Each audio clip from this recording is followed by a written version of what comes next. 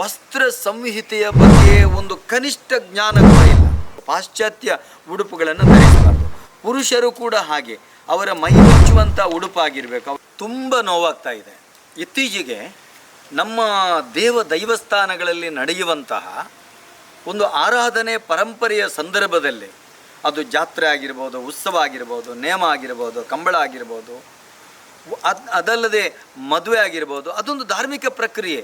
ಸತ್ಯನಾರಾಯಣ ಪೂಜೆ ಆಗಿರ್ಬೋದು, ಶನಿಕತೆ ಆಗಿರ್ಬೋದು, ಯಕ್ಷಗಾನ ತಾಳಮದ್ದಳೆಗಳಾಗಿರ್ಬೋದು, ಅಲ್ಲ ಯಕ್ಷಗಾನ ಆಗಿರ್ಬೋದು, ಇಂತಹ ಕಡೆಗಳಲ್ಲೆಲ್ಲ ಬರುವಾಗ ವಸ್ತ್ರ ಸಂಹಿತೆಯ ಬಗ್ಗೆ ಒಂದು ಕನಿಷ್ಠ ಜ್ಞಾನ ಕೂಡ ಇಲ್ಲ. ಇರಲಿ, ಇನ್ನಿತರ ಕ್ರೀಡೆ ಕಲೆಗಳಲ್ಲಿ ಹೋಗುವಾಗ, ರಂಗಕಲೆಗಳಲ್ಲಿ ಹೋಗುವಾಗ ವಸ್ತ್ರ ಸಂಹಿತೆ ಅವರಿಗೆ ಬೇಕಾದಾಗೆ ಮಾಡಲಿ. ಕನಿಷ್ಠ ದೈವಸ್ಥಾನಕ್ಕೆ ಬರುವಾಗಾದರೂ ಒಂದು ನೀತಿಯುಕ್ತವಾಗಿ, ಒಂದು ಸುಸಂಸ್ಕೃತವಾದಂಥ ಉಡುಪಿನೊಂದಿಗೆ ಬರಲಿಕ್ಕೆ ಆಗೋದಿಲ್ವಾ? ನಾನು ದಯವಿಟ್ಟು ವಿನಂತಿಸಿಕೊಳ್ಳುವಂಥದ್ದು. ಯಾಕಂತೇಳಿದರೆ, ಒಂದು ದೇವಸ್ಥಾನಗಳನ್ನು, ಒಂದು ದೈವಸ್ಥಾನಗಳನ್ನು ಕ್ರಾಂತದರ್ಶಿಗಳು ಯಾಕೆ ಮಾಡಿದ್ದಾರೆ? ನಮಗೆ ಹಿಂದಿನ ಕ್ರಾಂತದರ್ಶಿಗಳಾಗೆ ಯಜ್ಞದಿಂದ, ದಾನದಿಂದ, ತಪಸ್ಸಿನಿಂದ ಜೀವನೋತ್ಕರ್ಷವನ್ನು ಪಡೆಯುವುದಕ್ಕೆ ಸಾಧ್ಯತೆ ಇಲ್ಲ. ಯಾಕಂತೇಳಿದರೆ, ಸಾಮಾನ್ಯರಲ್ಲಿ ಸಾಮಾನ್ಯ ಮನುಷ್ಯರು ನಾವು. ಅಷ್ಟು ತಿಳಿದವರೆಲ್ಲ ಯಜ್ಞ ಮಾಡಿಕೊಂಡು ದೇವರನ್ನು ಸಾಕ್ಷಾತ್ಕರಿಸಿಕೊಳ್ತಾರೆ, ಆಧ್ಯಾತ್ಮ ಜ್ಞಾನವನ್ನು ಪಡೀತಾರೆ, ಜ್ಞಾನಾರ್ಜನೆಯಿಂದ ಅವರು ಪಡ್ಕೊಳ್ತಾರೆ, ತಪಸ್ಸಿನಿಂದ ಪಡ್ಕೊಳ್ತಾರೆ, ದಾನ ಕೊಟ್ಟು ಅವರು ಪಡ್ಕೊಳ್ತಾರೆ. ಆದರೆ ನಮ್ಮಂಥ ಜನಸಾಮಾನ್ಯರಿಗೆ ಅವ್ಯಕ್ತವಾದಂಥ ಪರಮತತ್ವವನ್ನು, ಅದು ಏನು, ಅದು ಯಾಕೆ, ಅದು ಎಷ್ಟು, ಭಾವನಾತ್ಮಕವಾದಂಥ ಭಕ್ತಿಯನ್ನು ನಾವು ಪಡೆಯುವುದಕ್ಕೆ, ನಮ್ಮನ್ನು ಮತ್ತು ದೇವರ ಮಧ್ಯೆ ಸಂಯೋಗಗೊಳಿಸುವುದಕ್ಕೆ ವಿಶೇಷವಾದಂತಹ ಒಂದು ವ್ಯವಸ್ಥೆಯೇ ಈ ದೈವಸ್ಥಾನಗಳು. ನಮಗೆ ಅದೊಂದು ಉಪಾಧಿ. ಆ ಉಪಾಧಿಯನ್ನು ತುಂಬ ನಮ್ಮ ಹಿರಿಯರು ತೋರಿಸಿಕೊಟ್ಟಿದ್ದಾರೆ. ಇಂಥ ಕ್ಷೇತ್ರಗಳಿಗೆ ಬರುವಾಗ ನಾವು ಪಾವಿತ್ರ್ಯತೆಯಿಂದ ಬಹಳ ಪಾವಿತ್ರ್ಯತೆಯಿಂದ ಮಿಂದು ನಾವು ಶುಚಿರ್ಭೂತರಾಗಿ ಬರಬೇಕು. ಅದರಲ್ಲೂ ಹೇಳುತ್ತಾರೆ, ನದಿ ಸ್ನಾನ ಮಾಡಿದರೆ ಬಹಳ ಒಳ್ಳೆಯದು, ಅದು ಪ್ರಥಮ ಪ್ರಾಶಸ್ತ್ಯ. ಆಮೇಲೆ ಕೆರೆಯ ಸ್ನಾನ ಮಧ್ಯಮ, ಆಮೇಲೆ ಬಾವಿಯೋ ಕೂಪದ್ದು ಅದಕ್ಕಿಂತ ಕೆಳಗೆ, ಬಿಸಿ ನೀರು ಏನೂ ಅಲ್ಲ, ಅದು ಮಾಡಲೇಬಾರ್ದು ಅನ್ನುವಂಥ ಪರಂಪರೆ ಇದೆ. ಆ ರೀತಿ ಪ್ರಾಜ್ಞರು ಹೇಳ್ತಾರೆ. ಆದರೂ ನಾವು ಶುಚಿರ್ಭೂತರಾಗಿ ಬಂದು ದೇವಸ್ಥಾನಕ್ಕೆ ಬರುವಾಗ ಸ್ತ್ರೀಯರು ಪರಿಪೂರ್ಣವಾದಂಥ ಮೈ ಮುಚ್ಚುವಂಥ ವಸ್ತ್ರವನ್ನು ಧರಿಸಿ, ಅದರೊಂದಿಗೆ ಸೆರಗಿರಬೇಕು. ಬೇರೆ ವಸ್ತ್ರ ಧರಿಸಿದರೆ ಕನಿಷ್ಠ ಶಾಲಾದರೂ ಇರಬೇಕು. ಪಾಶ್ಚಾತ್ಯ ಉಡುಪುಗಳನ್ನು ಧರಿಸಬಾರ್ದು. ಪುರುಷರು ಕೂಡ ಹಾಗೆ, ಅವರ ಮೈ ಮುಚ್ಚುವಂಥ ಉಡುಪಾಗಿರಬೇಕು, ಅವರ ಅಂಗಾಂಗಗಳು ಕಾಣುವಂಥ ಉಡುಪಾಗಿರ್ಬೋದು, ಅವು ಇರಬಾರ್ದು. ಅವರ ಹೆಗಲಲ್ಲಿ ಅವರಲ್ಲೂ ಕೂಡ ಶಾಲಿರಬೇಕು. ಈ ರೀತಿ ಬಂದು ಸರಿಯಾಗಿ ಹಣೆಯಲ್ಲಿ ತಿಲಕವನ್ನಿಟ್ಟುಕೊಂಡು ನೈರ್ಮಲ್ಯದಿಂದ ದೇವಸ್ಥಾನಕ್ಕೆ ಬರಬೇಕು. ಇನ್ನೊಬ್ಬರ ದೃಷ್ಟಿಯನ್ನು ನಾವು ಅಪಹರಿಸುವ ರೀತಿಯಲ್ಲಿ, ಅವರ ದೃಷ್ಟಿಯನ್ನು ಅಲ್ಲಿಂದ ಹೆಜ್ಜೆ ತಪ್ಪುವ ರೀತಿಯಲ್ಲಿ, ದಾರಿ ತಪ್ಪುವ ರೀತಿಯಲ್ಲಿ ನಾವು ಮಾಡಬಾರ್ದು ಅಂತ ನಾನು ಕೇಳ್ಕೊಳ್ತೇನೆ. ಸರಿಯಾಗಿ ಗಮನಿಸಬೇಕು. ಕಣ್ಣನ ಮಾಮ, ನಾನು ಅವರ ಬಹಳ ಅಭಿಮಾನಿ. ಹಿರೇಮಗಳೂರು ಕಣ್ಣನ ಮಾಮನವರು ಕನ್ನಡ ಪಂಡಿತರು, ಕನ್ನಡ ಪೂಜಾರಿ ಅಂತಲೇ ಹೆಸರು. ಅವರೊಂದು ಕಡೆ ಮಾತು ಹೇಳ್ತಾರೆ, ನಾವು ಇಂಥ ಪಾಠಗಳನ್ನು ಮಕ್ಕಳಿಗೆ ಹೇಳಬೇಕು. ಯಾಕೆ ಹೇಳಬೇಕು? ಮಕ್ಕಳ ತಲೆಯೊಳಗೆ ಏನುಂಟು ಕಂದ, ಮುಂಜಾನೆಯ ಹೂವಿನೊಳಗನ ಮಕರಂದ.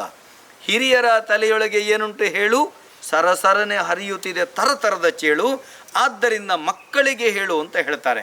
ಆದ್ದರಿಂದ ಈ ಮಕ್ಕಳಿಗೆ ಪಾಠವನ್ನು ನಾವು ಕಲಿಸಬೇಕು. ಒಂದು ಪುಣ್ಯಕ್ಷೇತ್ರಕ್ಕೆ ಹೋಗುವಾಗ ಮಕ್ಕಳಿಗೆ ತುಂಡು ಲಂಗವನ್ನು ಹಾಕ್ಕೊಂಡು, ಕೈಯೆಲ್ಲ ಹರಿದಂಥ ಬಟ್ಟೆಗಳನ್ನು ಹಾಕ್ಕೊಂಡದಲ್ಲ, ಚಂದದ ಲಂಗದಾವಣಿಯನ್ನು ಹಾಕ್ಕೊಂಡು, ಮೈ ಮುಚ್ಚುವಂಥ ಬಟ್ಟೆಯನ್ನು ಹಾಕ್ಕೊಂಡು ಶುಚಿರ್ಭೂತರಾಗಿ ಆ ಮಕ್ಕಳನ್ನು ಕರ್ಕೊಂಡು ಹೋಗುವಾಗ ಮಕ್ಕಳು ಕೂಡ ಮನಸ್ಸುಲ್ಲಾಸದಿಂದ ಬಹಳ ಪ್ರೀತಿಯಿಂದ ಆ ಕ್ಷೇತ್ರಕ್ಕೆ ಬರ್ತಾರೆ. ಆವಾಗಲೂ ಅವರಿಗೆ ಅರ್ಥ ಆಗ್ತದೆ, ನನ್ನ ಉಡುಪು ಈ ರೀತಿ ಇರಬೇಕು ಅನ್ನೋಂಥ ಜ್ಞಾನ ಮಕ್ಕಳಿಗೆ ಪ್ರಾಪ್ತಿಯಾಗ್ತದೆ. ಕಣ್ಣನಮ್ಮ ಒಂದು ಕಡೆ ಹೇಳ್ತಾರೆ, ಬಹಳ ಚಂದ.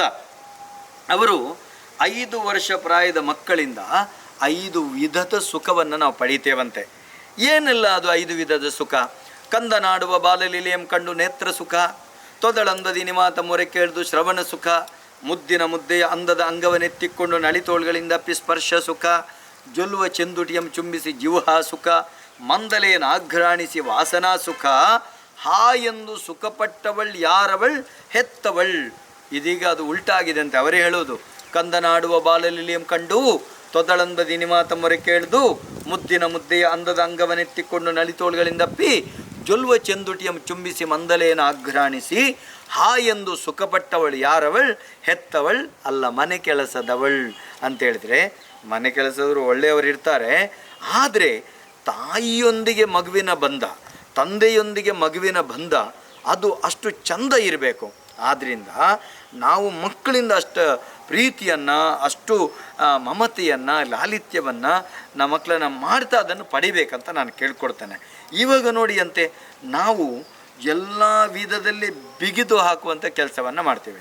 ಹಿಂದೆ ನಾವೆಲ್ಲ ಶಾಲೆಗೆ ಹೋಗುವಾಗ ದೊಗಲೆ ಚಡ್ಡಿ, ದೊಗಲೆ ಅಂಗಿ, ಮೇಲೆ ಕೆಳಗೆ ಎಲ್ಲಿಂದ ಗಾಳಿ ಹೋಗ್ತಿತ್ತು, ಸುಖದಿಂದ ಒಂದು ಖುಷಿಯಿಂದ ಹೋಗ್ತಿದ್ದೆ. ಈಗ ವಸ್ತ್ರ ಸಂಹಿತೆ ಮಾಡಿದ್ದಾರೆ, ಬಹಳ ಒಳ್ಳೆಯದು. ಶಾಲೆಗೆ ಹೋಗುವಾಗ ಅಡಿಯಿಂದ ಟೈಟ್ ಶೂಸು, ಅದರ ಮೇಲೆ ಸಾಕ್ಸ್, ಆಮೇಲೆ ಟೈಟ್ ಬಟ್ಟೆಗಳು. ನಾವು ಹೇಳುವಂಥದ್ದು ಇರಲಿ, ಬಾಕಿ ಕಡೆ ಹೋಗುವಾಗ ಇರಲಿ, ಕ್ಷೇತ್ರಕ್ಕೆ ಬರುವಾಗ ಅಂಥ ಉಡುಪುಗಳನ್ನು ಹಾಕಬಾರ್ದು. ಕೆಲವೊಂದು ಗಂಡಸರ ಪ್ಯಾಂಟುಗಳನ್ನು ನೋಡಬೇಕು, ಅದು ಈಗ ಬೀಳ್ತದೋ ಮತ್ತೆ ಬೀಳ್ತದೋ ಅಂತ ಅವರ ಏನು ಒಳ ಉಡುಪಿನ ಪಟ್ಟಿ ಕಾಣ್ತದೆ, ಅದರಲ್ಲೂ ಕೂಡ ಆ ಕಂಪನಿ ಹೆಸರು ಕಾಣಬೇಕು, ಆ ರೀತಿ ಬಟ್ಟೆ ಹಾಕ್ಕೊಂಡು ಬರುವಂಥದ್ದು. ಕೆಲವು ಕಡೆ ಅಂಗಿ ತೆಗೆದು ಹೋಗುವಂಥ ಕ್ಷೇತ್ರಗಳಲ್ಲಿ ಹಿಂಬದಿಯಿಂದ ಹೋಗುವವರಿಗೆ ಜಾರುವಂಥ ಪ್ಯಾಂಟಿನಿಂದ ಏನೇನನ್ನು ನೋಡುವಂಥ ಒಂದು ದುರ್ದೈವ ಅವರಿಗೆ ಬರುವಂಥ ಪರಿಸ್ಥಿತಿ ನಿರ್ಮಾಣ ಆಗ್ತದೆ. ಆದ್ದರಿಂದ ನಾವು ಏನನ್ನು ಮಾಡಬೇಕು, ನಾವು ವಸ್ತ್ರ ಸಂಹಿತೆಯನ್ನು ಕಡಾಖಂಡಿತವಾಗಿ ಪಾಲಿಸಬೇಕು. ಅದರಲ್ಲೂ ಕೂಡ ತುಳುನಾಡಿನ ದೈವದ ಕೊಡಿಯಡಿಯಲ್ಲಿ ಸೆರಂಗಪತು ನಟ್ಟು ನಿಂತ ಹೆಸರು, ಸೆರಗುಡ್ಡಿ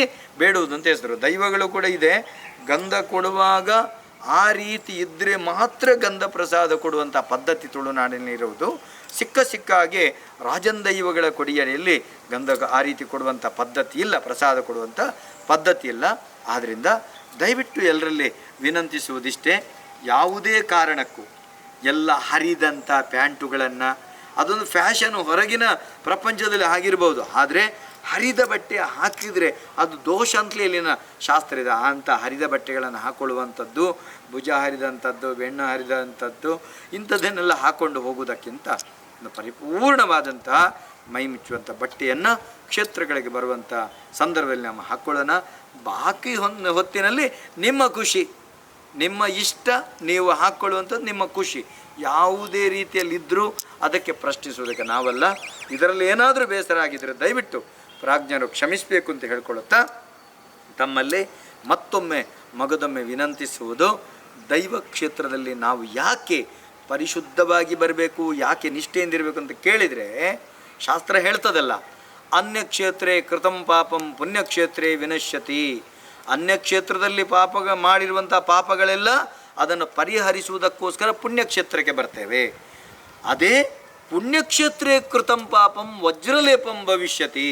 ಪುಣ್ಯಕ್ಷೇತ್ರದಲ್ಲಿ ನಾವು ಪಾಪ ಮಾಡಿದರೆ, ನಾವು ಮೊಬೈಲ್ ನೋಡಿಕೊಂಡ್ರೆ, ನಾವು ಯಾರಲ್ಲಿ ನಿನ್ನ ಸೀರೆ ಚಂದ ಇದೆ, ನಿನ್ನ ಮೊಬೈಲಿಗೆ ಎಷ್ಟು ರೇಟ್ ಕೊಟ್ಟಿದ್ದಿ, ನಿನ್ನ ಪ್ಯಾಂಟಿಗೆ ಎಷ್ಟು ರೇಟ್ ಕೊಟ್ಟಿದ್ದಿ, ಅದನ್ನು ಚರ್ಚೆ ಮಾಡೋದು ವಿತಂಡವಾದ, ಅಲ್ಲದ್ರೆ ಬೇಡದೇ ಇದ್ದಂಥ ಪದ್ಧತಿಗಳನ್ನು ನಾವು ಅನುಸರಿಸಿದರೆ ಅದು ಪುಣ್ಯಕ್ಷೇತ್ರದಲ್ಲಿ ಅಂಥ ಪಾಪಕರ್ಮಗಳು. ಅಲ್ಲದ್ರೆ ಬೇರೆ ಬೇರೆ ಸ್ವತ್ತುಗಳನ್ನು ಕದಿಯುವುದು, ತೆಗೆಯುವುದು, ಇಂಥದ್ದೆಲ್ಲ ಮಾಡಿದರೆ ಪುಣ್ಯಕ್ಷೇತ್ರದಲ್ಲಿ ಮಾಡಿರುವಂಥ ಪಾಪ ನಮ್ಮ ಜೀವನದಲ್ಲಿ ವಜ್ರಲೇಪ ಆಗಿರ್ತದೆ, ಯಾವುದೇ ಕಾರಣಕ್ಕೂ ಪರಿಹಾರ ಇರುವುದಿಲ್ಲ ಅನ್ನುವಂತಹ ಆ ಪ್ರಾಜ್ಞರ ಮಾತುಗಳನ್ನು ನಾವು ಅರ್ಥ ಮಾಡಿಕೊಂಡು ನಮ್ಮ ಜೀವನದಲ್ಲಿ ಪರಿಶುದ್ಧರಾಗಿ, ಶುಚಿರ್ಭೂತರಾಗಿ, ನೈರ್ಮಲ್ಯತೆಯಿಂದ ಪರಿಪೂರ್ಣ ವಸನಧಾರಿಗಳಾಗಿ ನಾವು ದೇವತಾ ಸಾನ್ನಿಧ್ಯದ ಪಾವಿತ್ರ್ಯತೆಯನ್ನು ಉಳಿಸೋಣ.